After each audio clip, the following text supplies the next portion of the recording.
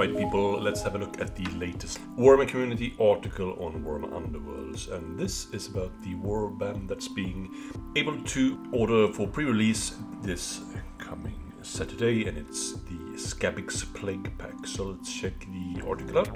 Warhammer Underworlds, how to scramble Skabbik's Plaguepack to the top.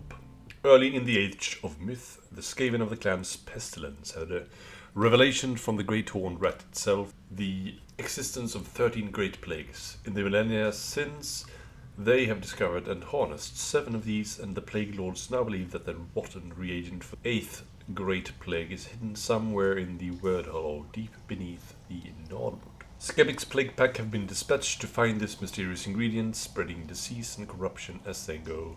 With Skabbik and his minions available to pre-order this weekend, we've put together some top tips with help from the folks behind the rules of Warhammer Underworlds. Then the next title says, Fight, fight to win. It should surely say fight, fight to win, right? That's a missed opportunity right there. Skabbik's Plaguepack want to aim for a mix of aggressive and objective play. Sounds fun. By their nature, Skaven are squishy, inaccurate, and don't deal a lot of damage. Skabbik and Rabidus buck the trend slightly. Both are heavier hitters who can forge ahead into enemy territory and clear out fighters, while the rest of the Plaguepack hang back to grab home objectives, corrupt territories, and eventually inspire before searching forward to mop up what's left. Skabbik is greatest, best leader is the next title here, and we see the uninspired side and the inspired side of Skabbik Plagueseeker. Is a priest and a befouler. Befouler means at the start of each round he staggers each enemy fighter adjacent to him. He is 4 move, 1 dodge, 4 life. That's pretty weak stat line, I would argue, but it's a large warband, so we are not likely to see great defensive stats for these guys. He is 2 range, 2 hammers, 2 damage with Grievous. Grievous is amazing, obviously, with just 2 dice. He inspires if 2 or more territories are corrupted by a warband. He inspires to 1 shield, so not a great buff there. He is 2 range, 3 swords, 2 damage, so the Grievous gets a better percent of landing, basically. Still, he isn't the most amazing fighter, but he probably fits the mold for a large warband. Skabbik Plagueseeker is the loathsome linchpin for the whole warband, comparatively tanky for one of the Vermin King. I'm not sure I agree on that. Squitch and the one from the more recent Skaven Warband is both 2 dodges. He can stagger all adjacent fighters at the start of the round thanks to his Befouler ability. Buffing his defense is a smart upgrade route, especially as you need your damage buffs to empower lesser fighters, even more important if a canny opponent prevents you from inspiring him.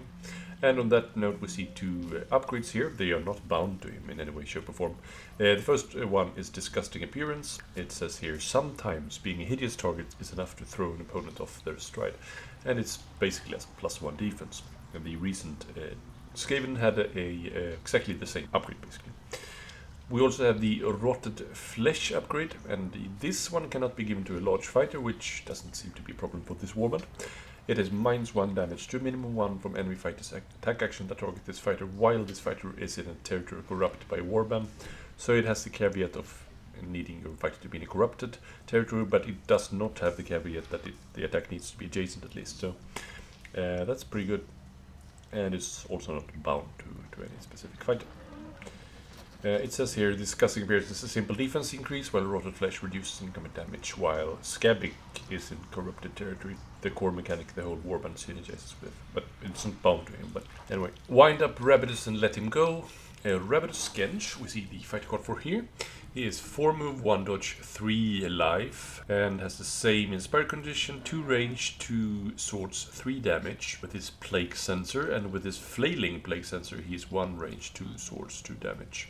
So fairly inaccurate siding attack, but it can land 2 damage, which is nice if you can get plus dice from some source. He stays on his stats inspired, but his Plague Sensor goes to 2 hammers instead of 2 swords, and the siding goes to 3 swords. So that's it's a really good actually attack profile here for the lieutenant, maybe we could call him. It also has the fluff text here on the fighter card, which we don't see a lot of these days, but it's fun when they appear. It says Revidus' role as a plague sensor bearer dramatically shortens his life expectancy, but perfectly suits his devotee of corruption. It says here, Revidus' Skenge is your secret weapon, a flailing zealot who hits like a rampaging stone horn, but who's as squishy as a solitary nurgling. When he's inspired, his flailing plague sensor is truly menacing, especially with the scything keyword hitting multiple targets. He's at his best when worked up into a frenzy and shoved in the general direction of the enemy's weakest foes. And then we see 3 more upgrades. Screaming Lunatic is +1 damage to this fighter's range 1 and 2 attack actions, while this fighter has 1 or more charge tokens and or 1 or more wound counters. That's a really nice upgrade, and it will trigger a lot. We have Bursting Source, and none of these are also bound to any specific fighters. Bursting Source is a reaction, uses after an activation step if this fighter was dealt damage in the preceding activation. Choose an enemy fighter within 2 hexes of this fighter, deal 1 damage to that enemy fighter. It's telegraphed, sure, but if you place it on a fighter that's the opponent is very keen on hitting, it can still be very good, right? Then we have Glorious Sacrifice. When this fighter is taken out of action, if the territory they are in is not corrupted by your warband, that territory is now corrupted by your warband. Otherwise, gain 1 glory point, then break this card. So it doesn't stay, but free glory is nice, and corrupting for free is also nice, right? So I think they can all be useful here. And it says Screaming Lunatic boosts his flailing to a terrible 4 damage. And the example here is that you should put in a Revidus, while Bursting Source help you finish off anyone who has somehow survived this bilious barrage of blows. As the prime target for an enemy warband, Glorious Sacrifice will punish your opponent for taking them out, either granting you glory or a chance to inspire if you've sent him Screaming Head. There we have Skritter, cannot be ignored. Skritter is a minion, Befouler, basically a dire rat. He is 5 move, 1 dodge, 1 life only.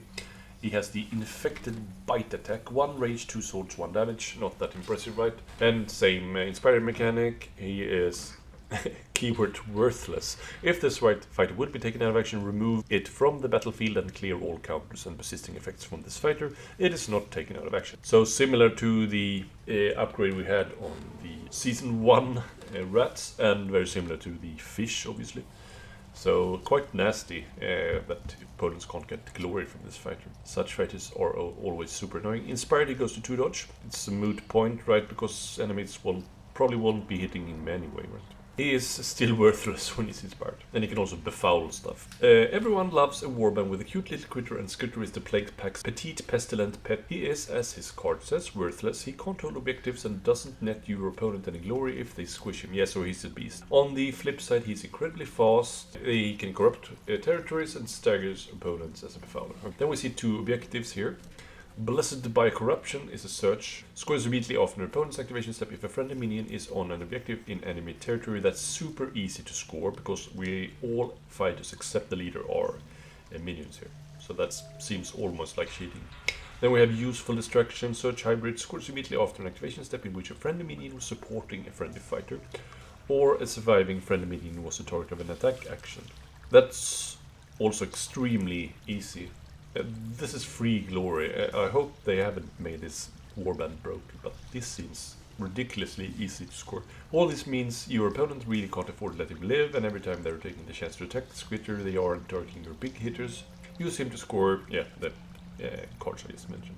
Okay. The rest of the Pestilent pack, we have Itchit, which is also a minion and a befouler. 4 move, 1 dodge, 3 life, 1 range, 2 swords, 1 damage with his Plague Burner. Same inspired condition, and he has the Book of Woe, which he can do an action with. Roll 1 magic dice for each enemy fighter in the same territory as his fighter on a roll of focus. Deal 1 damage to that fighter. That's pretty nice, right? To finish off several fighters, potentially. Inspired, he stays on his stats, basically, but the Plague Burner goes to 2 damage. And instead of hitting with focuses with his action, there he hits with shadows, which is really nice. Okay, next up we have Poxlick. That sounds really awful. 4 move, 1 dodge, 2 life. Goes to 4 move, 1 shield, 3 life inspired. Very interesting. His Fetid Blade, uninspired, is 1 range, 3 swords, 1 damage with Grievous. Pretty nice profile, given it's 3 dice with Grievous. And it says, Pocklick is constantly fidgeting and licking the weeping sores that regularly blight his face and snout. This unnerving habit can cause even stolid fighters to retch in disgust. And inspired, as I said, he goes to shields and increases in his wounds. And goes to 4 swords with a blade and keeps the grievous. Very nice. We have also Rickit, which is also a minion. And he is 4 move, 1 dodge, 2 life. Inspires to 4 move, 1 shield, 3 life. So very similar to the last guy I talked about here. And his woe stave and fetid blade is 2 rage, 2 swords, 1 damage with grievous. Pretty weak profile, but it goes to 2 rage, 2 swords, 2 damage. So it's a more reliable damage output. Inspired, but not more reliable to hit. He also has a flavor text here. Rickett is renowned for his treachery. Indeed, it was his tattling to Skabbik that led to his chief rival, Rabidus, being burdened with the lethal responsibility of bearing a deadly plague sensor. Okay. So always with the Skaven there is internal intrigue, right? It says here, the rest of the rotten rat folk are largely there to distract your opponents and overwhelm them if they don't pay attention. Itchit is a great Aerodynile tool that, thanks to his Book of Woe ability, whereas Pox, Lick and Rickett are there to help you corrupt more territories, to inspire your hard hitters. Then we see a couple of ploys. Move, which is restricted to the leader. Choose a friendly minion. The chosen minion makes a move action. That seems really good. It's restricted to a fighter who doesn't have an amazing survivability, but still. Then we have Manifestation of a Great Plague. Not the Great Plague, just a Great Plague. It's bound to the priest, so I think that's basically only the leader, right? Yeah, it's just the leader who is a priest. So basically both are bound to the leader. Choose a friendly priest and roll 1 magic dice. On a roll of channels or crits, the territory the chosen priest is in is corrupted by your warband. So the fluff text for move says, the orders of the plague priest are expected to be treated as a holy command, and they are carried out with alacrity. And the manifestation of a great plague says, as catastrophic as it is temporary. And it says here, as a result, you'll want to cast your eye at move, which provides immense utility for warband that favors such an aggressive playstyle. Manifestations of a great plague is similarly useful, giving you the potential to easily inspire your whole warband if you boot Itchit, Scritter or another expendable fighter forward early on. And it says also some tips here on the Nemesis format. Go further with rival decks. Skabbik's Plaguepack work well with a range of different rival decks. Beastbun Assaults helps out your minion swarm tactics with aggressive ploys, objectives and tasty denizen upgrades. Or, I mean, you can play that in pure rivals as well. You can also nab for Nemesis decks, while Fearsome Fortress excels at holding the mid-table, something Skabbik and his Noisome Pals are keen to do. For the more technical-minded players, Void Cursed Thralls present plenty of options through just the plot cards, which toughens up the Plaguepack and prevents them from being driven back. There are plenty of extra cards to mix in to create the perfect Nemesis deck too. Yes, okay, so yeah, I think both Beastbound Assault and Void Cursed seems really interesting here. Given that we have all minions, it's super easy to score the cards. Void Cursed Thralls, yeah, they have low defense, and they basically have just 1 defense die. Everyone except the little no glory rat, and he doesn't really matter if he's 1 shield or not. So the only thing with Void Cursed Thralls to keep in mind here is that we can't do fighting card specific actions if we have Void Curse, because we can only do moves, charges, and attacks, if I remember correctly. So, for example, the Book of Woe action cannot be done if he is Void Cursed. There, Itchit. So this is it for me today. Just a quick look at the latest article here for Skabbik's Plaguepack. Very excited to paint them up for all you guys and get them on the battlefield.